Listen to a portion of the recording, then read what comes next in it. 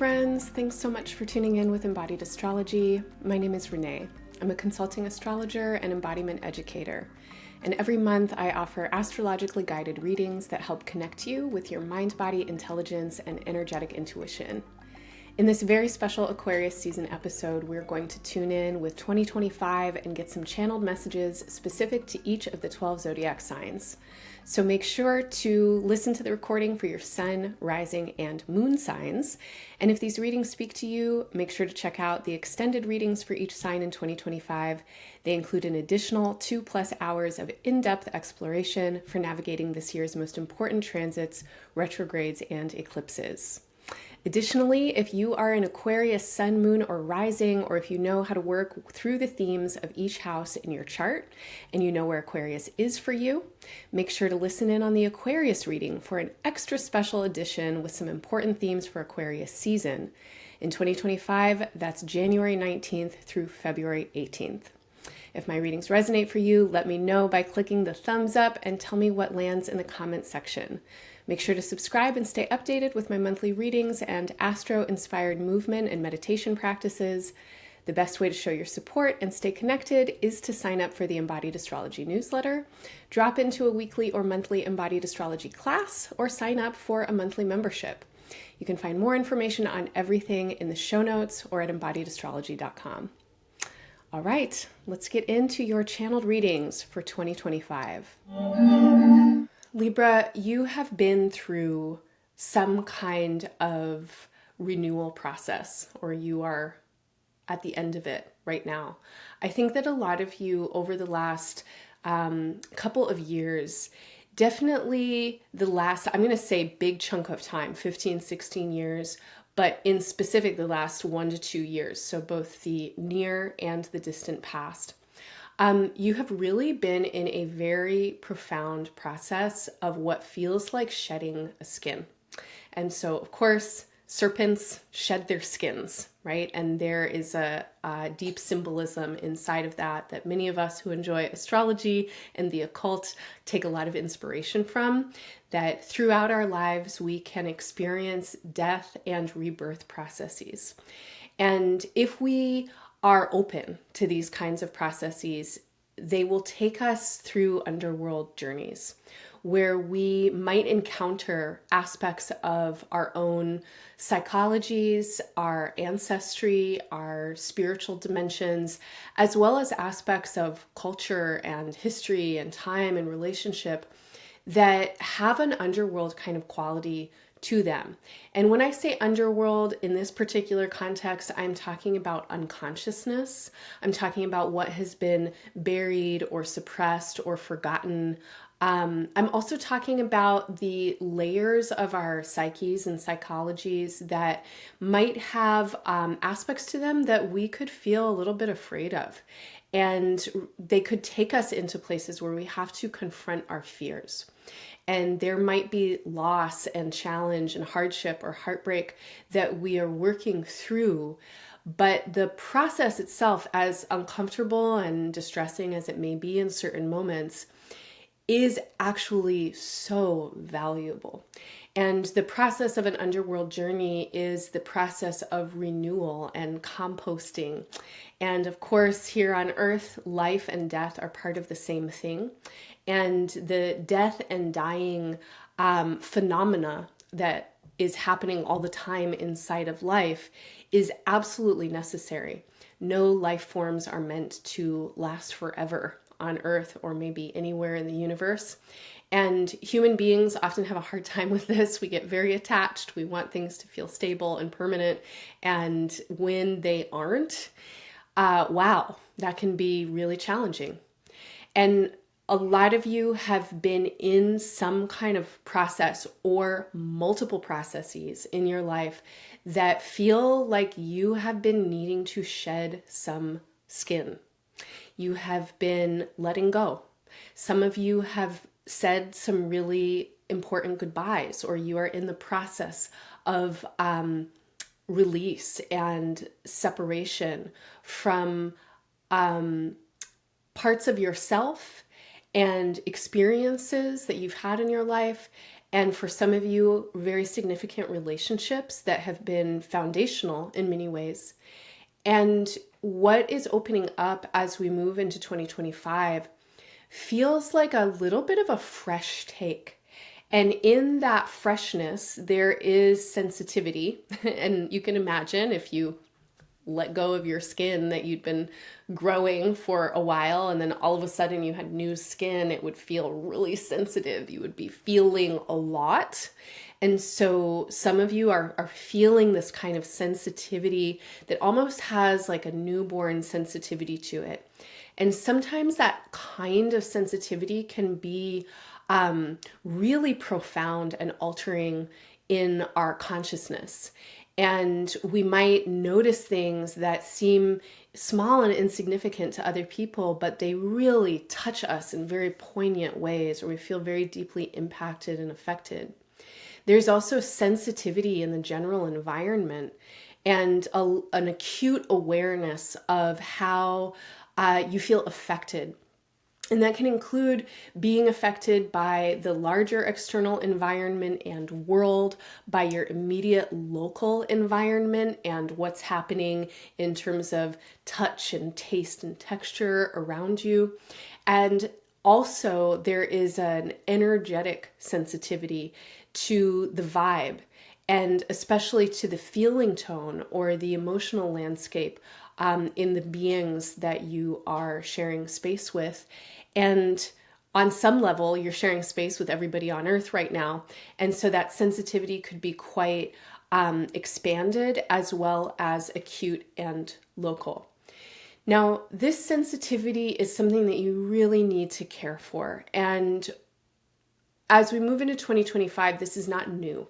So there have been at least, we'll say since 2023, at least a couple of circumstances that have really brought it home to your attention how important it is that you practice regular self-care.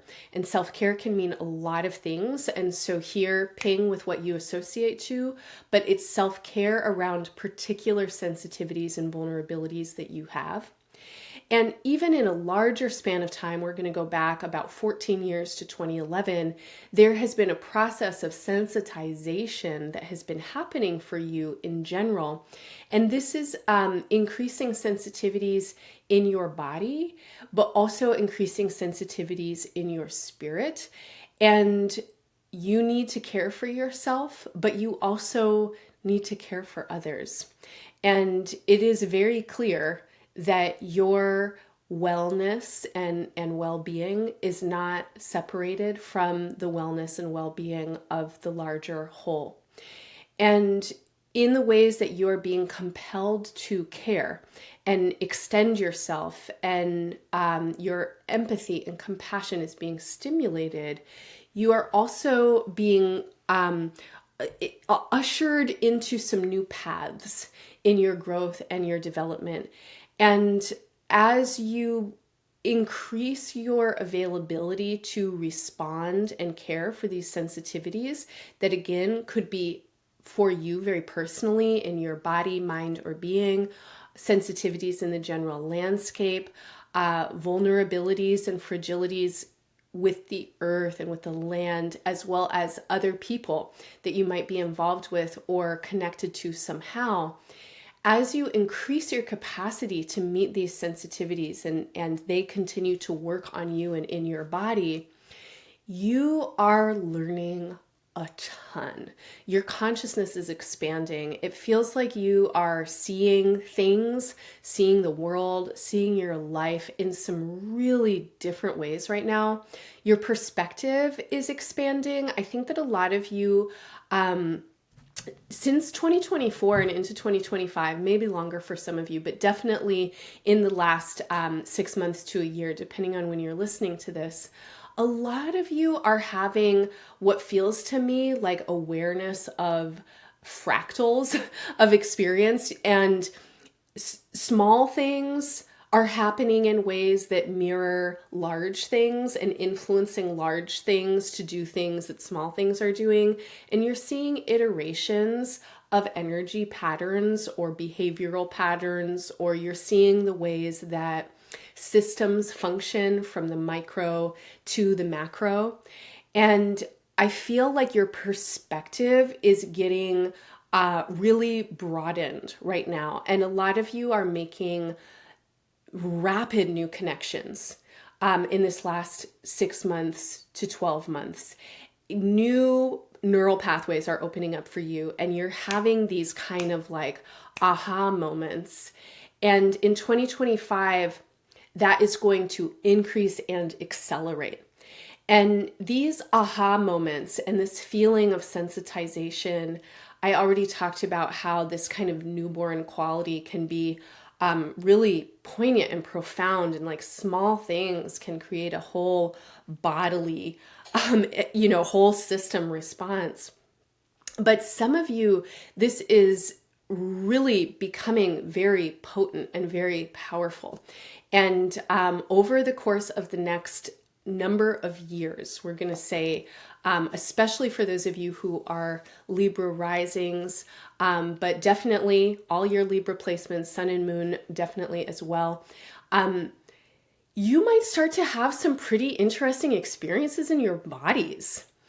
And this could feel wild. Like it could feel like you are overcome, or you are able to tap in to some kind of frequency, and you are being moved in some kind of way.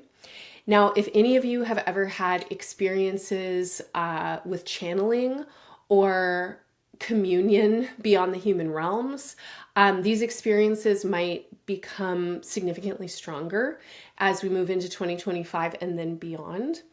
And if you haven't had those kinds of experiences, this is about to be a really interesting period of your growth. And I will say that the more that you can lean in to these experiences with curiosity and try and learn about them and learn what's happening to you and get into connection with other people who have had similar experiences. And as an aside, in my line of work, I get to hear about this and talk about this a lot. And in some ways it's normal for me. And I'm like, oh yeah, out of body experiences, or you're having a visitation, or even temporarily possessed, or you are channeling, or in a kind of mediumship or something like that. That's all part of my 9 to 5 experience. And I feel really grateful for that. But I'm really well aware that that is not the case everywhere for everybody. And so you might be a person like me and you're like, yeah, totally, I go there all the time. But some of you, this is really new and different. And so it is wonderful if you can access community around this and read books about it and take classes in it and connect with other people maybe having similar experiences. I would say reach out to other Libra folks, people who have the big 3 in Libra, because they might be also feeling it too. Because there is a radical expansion that is happening for you right now. And this expansion really wants to help you connect and attune with vibratory frequencies that are out of the quote unquote normal. And these vibratory frequencies want to help awaken you in your consciousness and help you learn about different kinds of possibilities for how you can use your energy and connect across divisions of realms, so to say. And this might sound kind of out there and woo-woo, and in some ways it is, but also it is very deeply a part of human experience forever. And you'll read people's accounts, I feel like in religious texts, this comes up a lot. Like you'll read about, nuns who are just in very erotic relationships with God. Or you will read about psychics, getting visitations and channels. And many cultural beliefs, indigenous practices have very intelligent and sophisticated methodology around communion with the more than human realms. And there are practices and initiations and medicines that you are working with, and songs and prayers. And just know that as these phenomena start to make themselves known to you, that there actually is a lot of support and a lot of community. And it's really important that as we have these kinds of experiences, that we don't get in our egos about them. And one way we can get in our egos about them is by getting scared and thinking like, oh my gosh, what's happening to me? Something is wrong. I'm losing my mind. I'm becoming possessed, this kind of thing. That is absolutely not what's happening, Libra. You are just opening new pathways of connection, and we live on an actually magical planet. There are so many things that the human eye and ear and our sensory perceptive faculties can't actually perceive because it's more subtle than our, technologies are designed for. And that's why certain traditions really cultivate practice and methodology to commune with those realms. And when we don't have those practices and methodologies, then they can get kind of, put into a suppression kind of space. And let me say that this is also a possibility for underworld kinds of experiences, that we suppress things, right? And then as they happen, we get freaked out about them. So one way to get into our ego about this stuff is to get scared about it. And another way is to get an inflated ego about it and think that it makes us special. And you are special, but everybody is special. And what's happening, if this starts to happen to you, has also happened to many other people. And so it's not actually an invitation for you to become like flamboyant and speculative about your powers and capacities and, use them in really big, showy ways, which is not to say that they will not guide you to use them in certain ways, or that they won't open up new opportunities for you, including opportunities for leadership. That is definitely possible, but please don't separate yourself from others because of these experiences. Know that this is birthright for human beings, that we have nervous systems and spiritual systems that are meant to commune with subtle frequencies. And it is part of the illness of our times that many people and traditions have forgotten that we can do that. So 2025 looks to me like an entry point for you into a really important new kind of growth in your consciousness. And this is going to be for the foreseeable future, by the way. So in many of the readings so far, I've been talking about 2025 and 2026 are bridge years. We are stepping off of the ground of one life experience and we are headed towards another. And we are in a transition in 2025 and 2026. And transitions can be perilous. So these are threshold years. This is a rite of passage. As we move through the landscapes of 2025 and 2026, a lot is shifting and changing environmentally, socially, collectively, and for each of us then personally and relationally.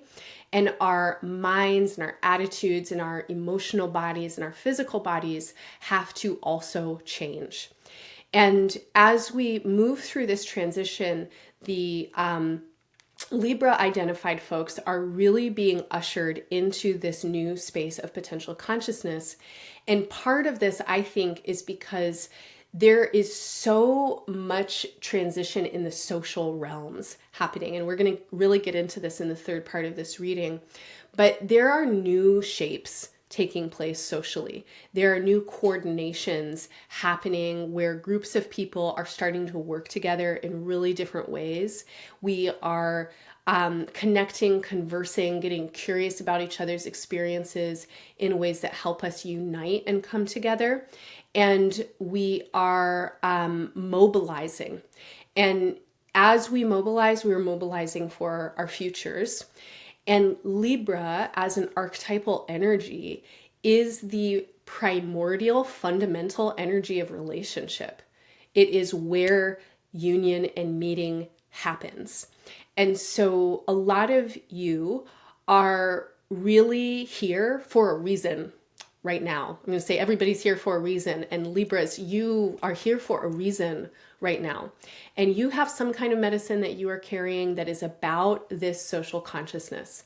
It's about people coming together, listening to each other, finding ways to work it out, right? To do that Libra dance of we'll go your way a little bit, then we'll go my way a little bit, and then we'll pull apart and feel into the space between us, and that will allow us to come together and actually form a strong bond and agreements and commitments and things like that.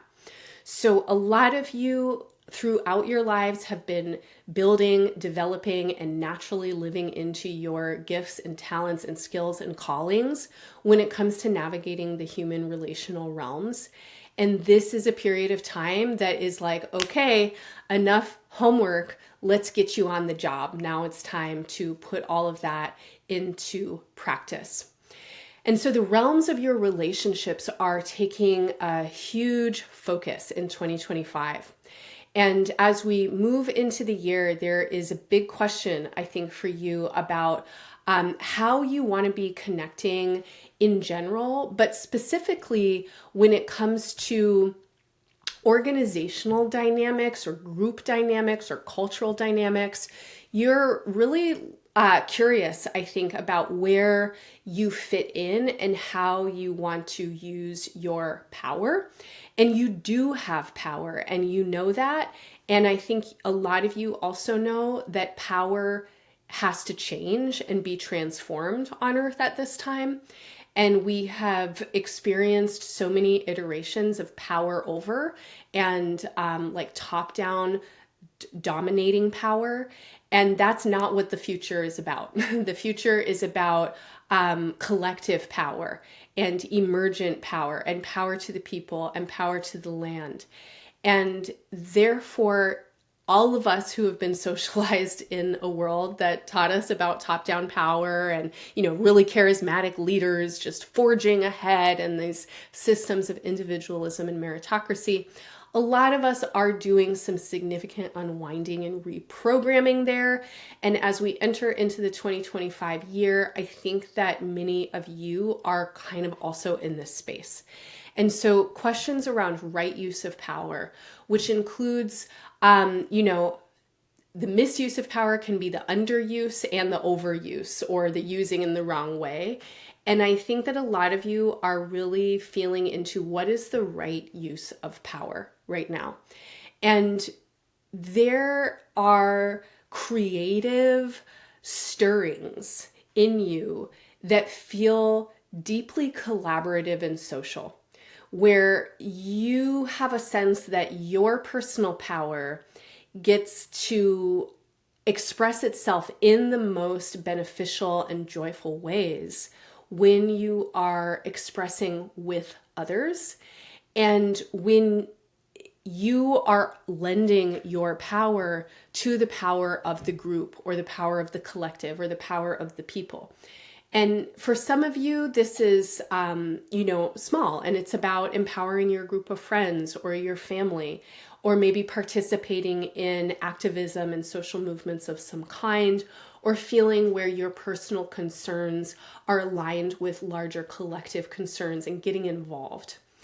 And for some of you, this is actually quite big and significant, where you are looking at implementing new systems and projects. And again, there's like a creative stirring where you might be looking at the future and you have some ideas about how to move out and into the future together.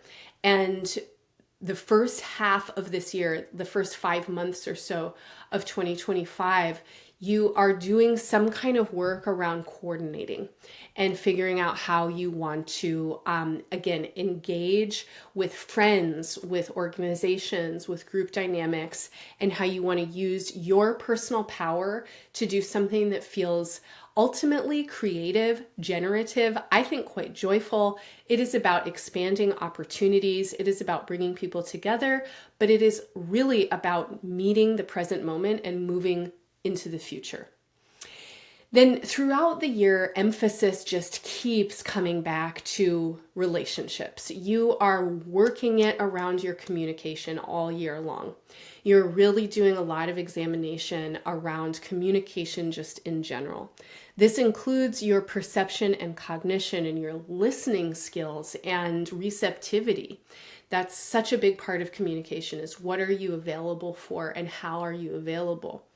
And then, of course, you are really working with speech and with language and with gesture and presentation and your self-expression. These are really important areas of focus for you, and refinement. You want to get better at it. And this year will give you lots of opportunities to learn and skill build. And throughout the year, but especially in like the March, April time, and then later in June, July, August, September, there's such a big emphasis for you with partnerships and with collaborations and maybe some specifics, either specific people or specific issues when it comes to how are you relating. And my feeling here is that you have to let go of old models right now and really move into something new. And it feels like sometimes this could be a little dangerous feeling. It could have a little bit of a threat or a risk to it, or the perception is that there's a threat or a risk. And the sensation here is that you might lose yourself. And you don't want to self-abandon, and you don't want to, get a bad deal or something like that. Or you might be concerned about other people's intentions or motivations. And you may be concerned about your own intentions and motivations and really wanting to make sure that you are getting into things for the right reason. And so what I will say is that throughout the course of this year and into the foreseeable future, with your partnerships especially, and in the ways that you are setting up the circumstances to make contracts and agreements with others, it is really important that you take your time, that you practice pacing. And inside of your pacing, you want to make time and space for all of the opportunities and the imaginations. And there is a way that sometimes, especially when we're excited about relationships and other people, but also when we have quick reactions or responses that could maybe even feel more confrontational or argumentative, there's a way that people in general, but also maybe especially Libras, can make really fast decisions. And there's a quickness sometimes that you have when it comes to initiating relational dynamics and making your mind up about something, or having a judgment, or it could feel like an intuition or an impulse where you're like yes, no, right? Like you feel kind of compelled. And what I want to say is that it's so important for you to have container for your imaginations and fantasies. And for you to know that not all imaginations and fantasies are going to play out the way that you imagine and fantasize that they will, positively and negatively. But if you just try and be really practical about it and don't give time and space for imagination and fantasy explicitly, then they will creep in anyway. And you'll think you're being practical and logical about something, but you're actually being kind of delusional. So now this is just not just Libras, okay? Like a lot of people can do this, but especially the fire and the air signs are really good at doing this. And it just feels important that you are practicing pacing and strategic pacing. So you know that especially when there is a strong impulse or a big feeling, and this could be attractive or aversive. I love them, I hate them, right? Like, but it's strong and it fills your whole body. You know when that happens that you need some time and space to just be with what's coming up.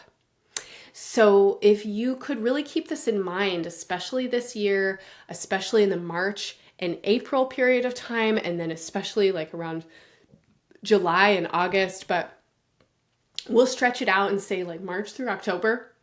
And we'll clarify this in the third part of the reading as well.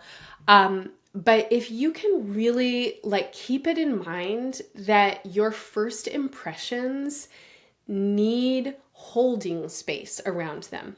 They're not wrong, but they might not be totally right. And the fantasy, the imagination, the intuition that you're feeling, it needs space to be, and ideally creative space to be. So meet someone, feel affected, go write a song about it. Write a poem about it. Do an interpretive dance about how you feel. Like, let yourself kind of be in a more fantastical, imaginative, expressive, embodied research. And then let that inform what is practical and be in a possibility space about it. So this includes you really having a kind of sober approach to it and remembering that there's so much that you don't know about another person, about their life context and conditions. You need to take time to get to know them and to have processes where information can be exchanged. And then you can test your initial instinct or impulse or imagination. Giving yourself this kind of time and space and process will be helpful because there are really exciting new relationships that are trying to come in for you this year. And also in your pre-existing relationships, there are very dynamic growth opportunities that are trying to happen. And for a lot of you, this is a period of time where I feel like you can have some dreams come true. And what does this mean for you? I don't know. But, you know, this is the love of your life. This is meeting someone really powerful and impacting who changes the course of your life. This is an experience with argument or disagreement that really helps you clarify something that's so important about your growth and purpose and trajectory. And so I don't want to say, oh, it's positive or it's negative, it's going to feel great or it's going to feel terrible, because it's life. So everything is here and everything is possible. But this is a time to bring your dreams into reality, especially when it comes to relationship. And then to go back to what I was saying at the beginning of this part, where I was talking about you are tuning to different layers of vibratory frequencies, that's also starting to happen a lot inside of your relationships. And some of you may be feeling totally psychic at certain times this year, really attuned, really connected on more subtle layers and subtle levels. And this also needs you to take time with it. And especially if you have not experienced psychic capacities or intuition before, discernment is really important. It's not always the thing that we think it is. The conditioning of our minds will take the psychic imprint and make a story about it really fast.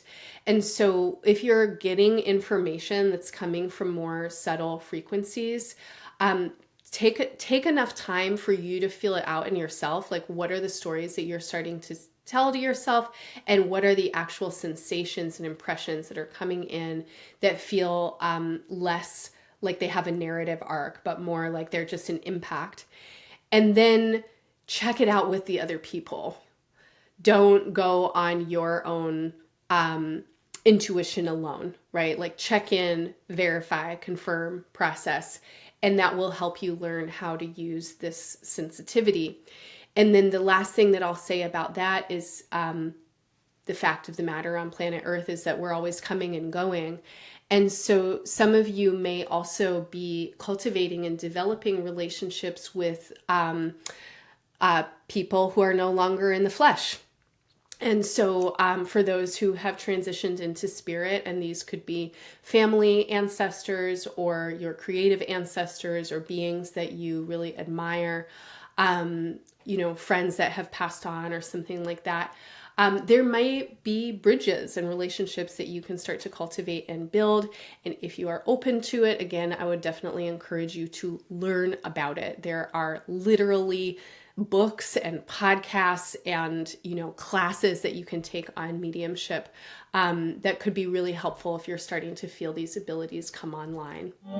Okay, that's what I have for you today. If you enjoyed this reading, it is an excerpt from your 2025 extended year ahead, which includes an additional 2+ hours of in-depth exploration for navigating this year's most important transits, retrogrades, and eclipses.